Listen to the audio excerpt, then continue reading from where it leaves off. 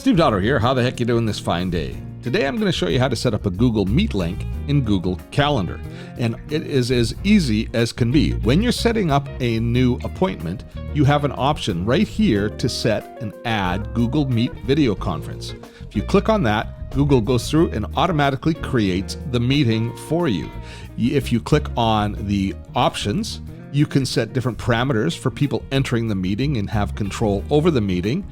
When you send an invitation to anybody through the Add Guests field, they will be sent an email with the link so that they can join at the appropriate time, and you can launch the meeting right from this screen when it's time to launch the meeting. It is simple to set up a Google Meet meeting when you set up a calendar appointment in Google Calendar.